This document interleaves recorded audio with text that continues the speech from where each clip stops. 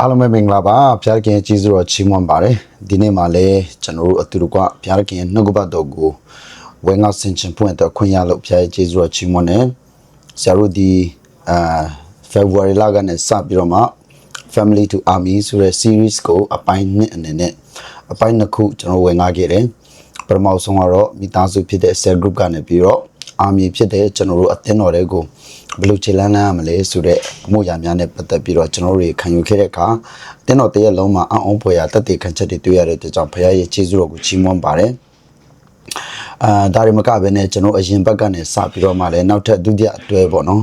Army to Battle ဆိုတဲ့စစ်တပ်မှစစ်မြေပြင်တို့ဆိုတဲ့အခုအပြောင်းနဲ့ကျွန်တော်ဝင်လာခဲ့ပြီးတော့ဝิญဉ်တိုက်ပွဲဆိုတဲ့part 1ကိုအရင်ဘက်ကကျွန်တော်အတူကဝင်လာခဲ့တာဖြစ်ပါတယ်ဒါကြောင့်အရင်ဘက်ကကျွန်တော်တို့ဝင်လာခဲ့တာကိုနေ့နေ့မှာဆိုရင်ကျွန်တော်တွင်းပိုင်းပြင်ဆင်မှုနဲ့ပတ်သက်ပြီးတော့ဝิญဉ်ရတိုက်ပွဲကိုကျွန်တော်တို့ဝင်လာခဲ့တာဖြစ်ပါတယ်အမှာတော့နံပါတ်1ကတော့ကျွန်တော်တို့စိတ်ကိုဘယ်လိုတိုက်ရမလဲအတွင်းထဲမှာကျွန်တော်ဖြစ်ပေါ်နေတဲ့အတွေးခေါ်နဲ့စိတ်နဲ့သဘောထားတွေကိုကျွန်တော်ဘယ်လိုတိုက်ရမလဲဆိုတာနဲ့ပတ်သက်ပြီးတော့ဝင်လာခဲ့တယ်နောက်ဒုတိယတစ်ချက်ကကြတော့ကျွန်တော်တို့ရဲ့ဇာတိပဂတိကိုကျွန်တော်ဘယ်လိုတိုက်ရမလဲကျွန်တော်ရဲ့လူဝင်ဆန္ဒတွေကိုလက်ဝါးကားထဲမှာရိုက်ထားပြီးတော့ဘယ်လိုမျိုးရှင်တန်ရမလဲဘယ်လိုအနိုင်ယူရမလဲဆိုတဲ့အကြောင်းကိုဝင်ငါခဲ့ပြီးတော့နောက်တတိယတစ်ချက်မှာတော့ prayer room ဆုတောင်းတဲ့အခန်းကိုကျွန်တော်ဘယ်လိုပြင်ဆင်ပြီးတော့ဝိညာဉ်တိုက်ပွဲယူရမလဲဆိုတဲ့ကျွန်တော်ရဲ့အတွင်းပိုင်းနဲ့ဆိုင်တဲ့အကြောင်းအရာတွေကိုကျွန်တော်တို့ပြင်ဆင်ခဲ့တာဖြစ်တယ်။တနည်းအားဖြင့်ပြောမယ်ဆိုရင်ဒါက training ground ဖြစ်ပါတယ်။ဆိုတော့ကျွန်တော်တို့ကစစ်သားတယောက်က training ground မှာပဲနေလို့မရအောင်ကျွန်တော်တို့လေ့ကျင့်နေကွင်းမှာပဲနေလို့မရဘယ်ကိုသွားဖို့လို့လဲဆိုရင်ကျွန်တော်တို့ဆုတောင်းခြင်းဆိုတဲ့နေရာကနေထွက်ပြီးတော့မှတိုက်ပွဲဝင်ခြင်းဆိုတဲ့နေရာကို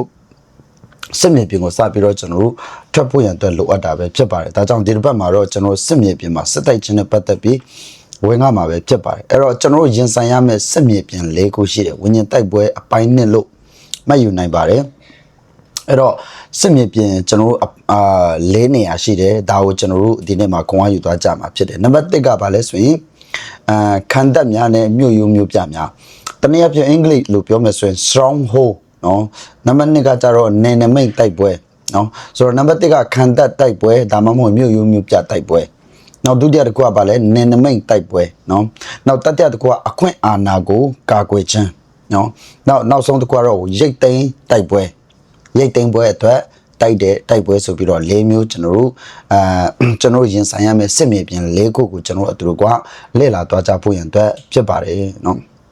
အဲ့တော့ကျမ်းစာတစ်ပိုက်ကိုကျွန်တော်တို့ကဖတ်ရအောင်တစ်ကောအခန်းကြီး30ပိုက်ငယ်၄-5ကိုကျွန်တော်တို့ကြည့်တဲ့အခါမှာ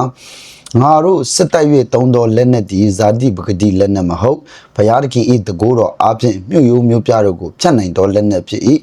ထိုလက်နက်အားဖြင့်လူတို့၏အကြံစီတို့ကို၎င်းဘုရားသခင်ကိုတည်သောပညာကိုစီးသားသောမာန်မာနရှိသမျှလိုကောင်နှိမ်ချမောက်လံ၍ခတ်သိမ်းသောစိတ်တို့ကိုဖမ်းတွားချုပ်ထားလျက်ခရစ်တော်၏စကားတော်ကိုနားထောင်စေကြ၏အာမင်အဲ့တော့ဒီနှုတ်ကပတ်တော်ကိုကျွန်တော်ကြည့်တဲ့အခါမှာပထမအောင်ဆုံးကျွန်တော်တိုက်ရမယ့်စစ်မြေပြင်ကဘာလဲဆိုရင်မြို့ရိုးမြို့ပြဖြစ်တာဖျားသခင်တကူတော်အပြင်ဘာကိုတိုက်တာလဲဆိုရင်မြို့ရိုးမြို့ပြတွေကိုဖြစ်တာအဲ့တော့မြို့ရိုးမြို့ပြဆိုတဲ့စကားလုံးကကျွန်တော်ကြားဖို့လိမ့်မယ် stronghold တနည်းအားဖြင့်ပြောရင်ခံတပ်လုံးဝခံတပ်ရဲတိုက်လိုမျိုးတည်တာ